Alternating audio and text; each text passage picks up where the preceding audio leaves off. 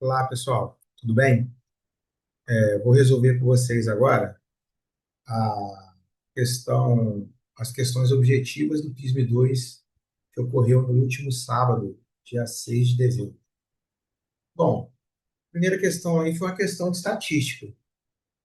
Ele, ele deu o gráfico aqui que representa as notas dos 100 candidatos que participaram da primeira fase do concurso. Bom, então ele te deu ali um gráfico em colunas e te pediu, são considerados aprovados para a segunda fase somente os candidatos com nota superior à média das notas. Então a gente precisa calcular essa média aqui. Com a média aqui, chamada de x barra, a gente tem 15 alunos com nota 6. 15 alunos com nota 6. Mais 40 alunos com nota 7. Mais 30 alunos com nota 8.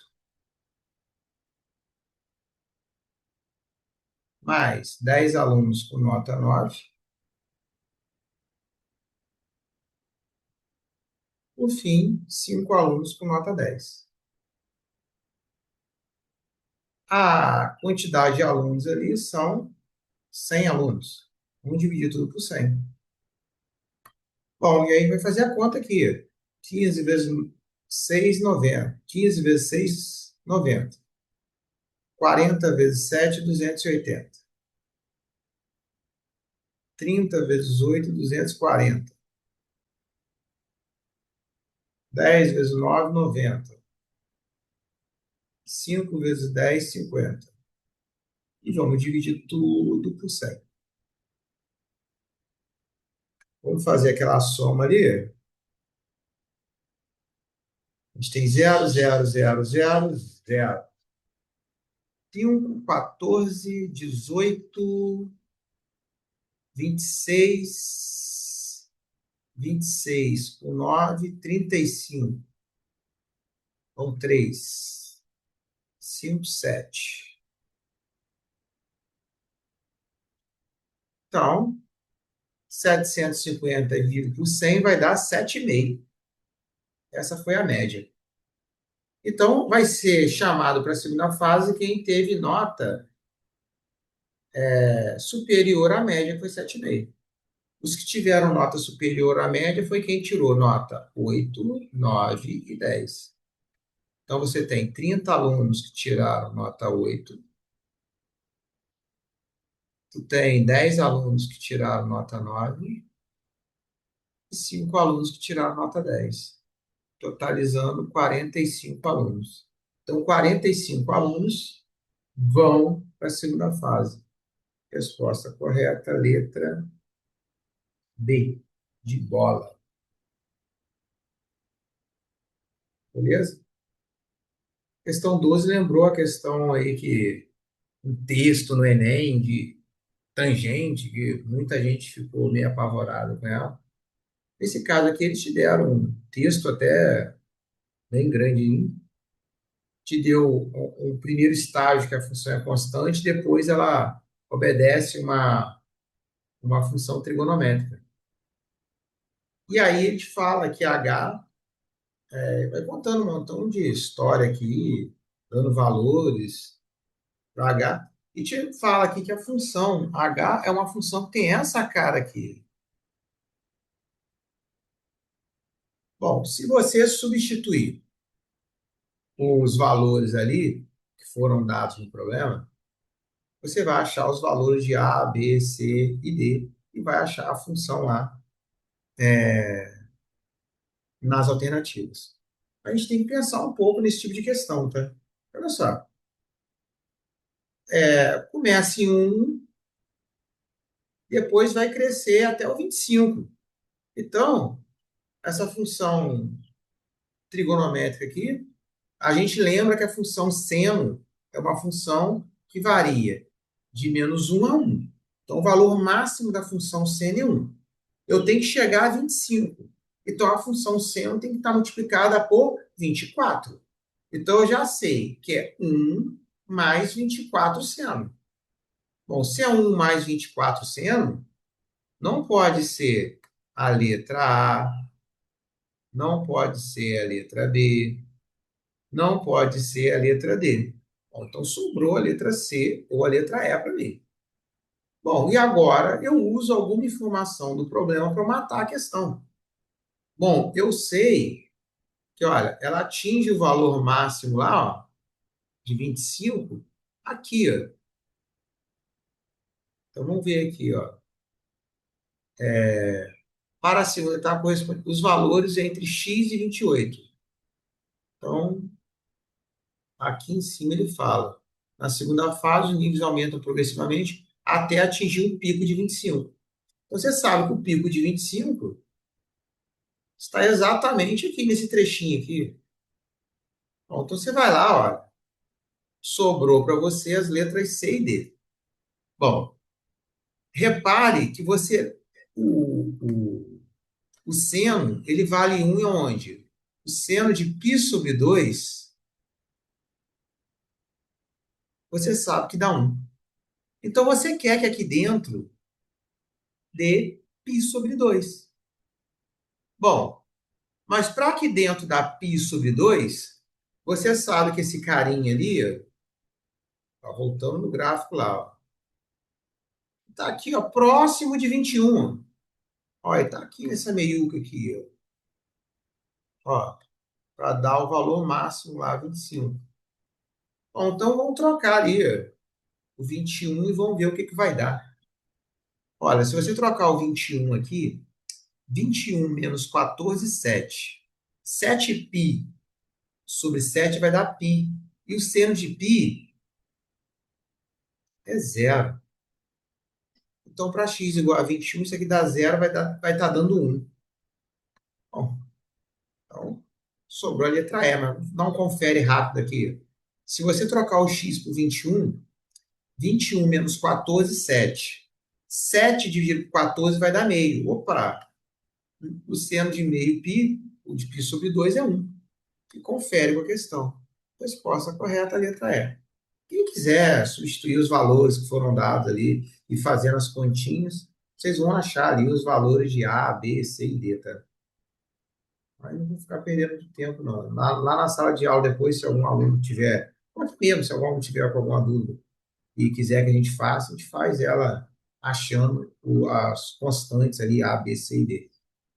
Ok? Os coeficientes A, B, C e D. Bom, após a realização de uma obra, a areia que sobrou ficou empilhada no formato de um cone, cuja altura mede 3 e o raio da base mede 5. E já te deu o raio. Então você empilhou a altura lá. Vamos ver quem é o volume do cone. Ó. O volume do cone é 1/3 da área da base, que é πr ao quadrado, no caso ali o raio é 5, vezes a altura, que é 3. Ó, o 3 com 3 significa. Então, o volume do cone está dando 25 π metros cúbicos. Beleza. Essa areia vai ser armazenada em barris cilíndricos. Vamos ver aqui, os barris eles têm o diâmetro da base valendo 1 e altura 80 centímetros. O que é o volume do cilindro? É a área da base vezes a altura. Então, é π. Se o diâmetro é 1, o raio é meio. πr ao quadrado vezes a altura, 80 centímetros. É também conhecido como 0,8 metros. Fazendo as continhas aqui, a gente vai ter π vezes 0,8, tudo isso sobre 4. Divide 0,8 por 4, vai dar 0,2 π metros cúbicos. Então, esse é o volume do cilindro. O volume do cone é esse. Você quer saber qual é a quantidade mínima de barris que serão utilizados para armazenar toda a areia. Só a gente dividir o volume do cone pelo volume do cilindro.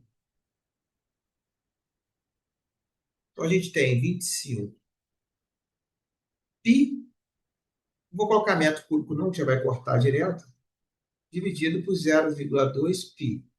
O π também, a gente vai cortar aqui, 25 dividido por 0,2.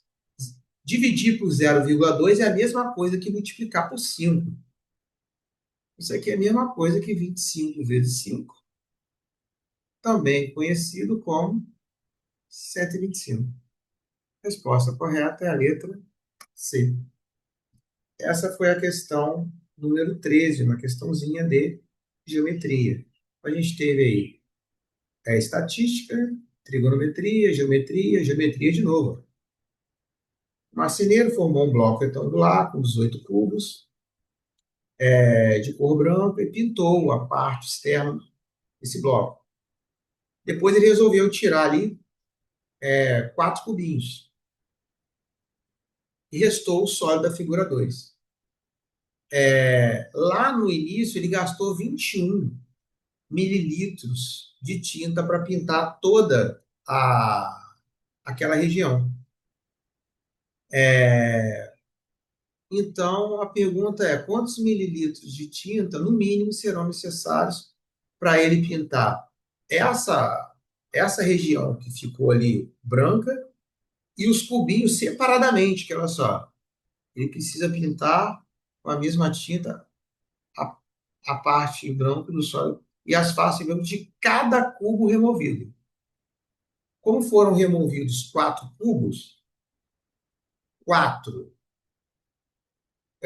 cubos, cada cubo tem 6 faces. Então, a gente tem 6 vezes 4, 24 faces, a princípio, para ser pintadas. Só que, quando você remove esses cubos, repare que aqui em cima, aqui, você teria uma parte pintada aqui, uma outra parte pintada aqui na lateral uma parte pintada aqui, uma outra aqui na frente uma parte pintada aqui, uma outra parte pintada aqui e aqui. Então a gente tem 2 lá em cima, 2 na lateral e 4 olhando aqui de frente. Então, daquelas 24 faces que a gente teoricamente teria que pintar, a gente já tem 8 delas pintadas. Então a gente só vai precisar pintar 16 faces desses 4 que estão separados. Além dessas 16, a gente vai precisar pintar essas 8 faces que a gente está vendo aqui. Então, a gente vai precisar pintar 16 mais 8. E vai dar 24 faces. Bom, então repare que a gente vai precisar pintar 24 faces quadradinhos. Mas a gente está gastando para cada quadradinho meio mililitros de tinta. Então, como eu tenho 20. Na verdade, eu estou gastando. Só recapitulando aqui. O marceneiro formou um bloco com 18 cubos idênticos de cor branca. Então, olha só. Quantas faces a gente está vendo aqui? A gente está vendo 9 aqui. Tem 9 do outro lado, 18. A gente tem 6 aqui e 6 aqui. Então, a gente tem 18 com 12, 30, 6 aqui, 6 aqui. Então, a gente tem 42. A gente tem um total de 42 faces. A gente usou 21 mililitros de tinta. Então, quer dizer que cada mililitro está pintando 2 faces. Como eu tenho 24 faces para ser pintada, eu tenho 24 faces para serem pintadas, eu vou precisar de 12 mililitros de tintas, já que cada mililitro vai pintar 2 faces. Então, a resposta correta tem que ser a alternativa 12. e ela se encontra na letra C. Questãozinha de geometria, bem visual, não tinha que fazer nenhum cálculo especificamente de geometria espacial, é só visualização mesmo para resolver essa questão. E a última questão aí, questão número 15, é uma questãozinha que envolve uns gráficos em barras aí, uma noçãozinha de estatística, e depois um gráficozinho em setores. Ele fala lá com a gente que uma pesquisa sobre preferência de modalidade esportiva foi feita com 200 estudantes do ensino médio. Bom, aqui a gente tem a distribuição por sexo e aqui a gente tem a distribuição por modalidade. Ele quer saber, é, ele quer saber quantas mulheres pesquisadas preferem vôlei. Então a gente precisa primeiro saber quantos estudantes preferem vôlei. A gente tem 200 estudantes. Desses 200, se a gente olhar o gráfico aqui, repare que o vôlei é responsável por 30%. Então, 30% de 200 preferem vôlei. A gente vai calcular 30% aqui. Calcular 30% é a mesma coisa que multiplicar por 0,3. Então, vôlei. Então, a gente tem aqui 200 vezes 0,3, que é a mesma coisa que 60. Então, 60 estudantes preferem vôlei. Agora, da galera que preferem vôlei, o que a gente tem aqui? O vôlei está aqui. A gente sabe que os homens estão sendo representados pela parte escura e as mulheres pela parte clara aqui do gráfico, em barras. Então, aqui a gente tem que 40% dos que preferem vôlei são homens e 60% dos que preferem vôlei são mulheres. Então, a gente precisa calcular mulheres e vôlei.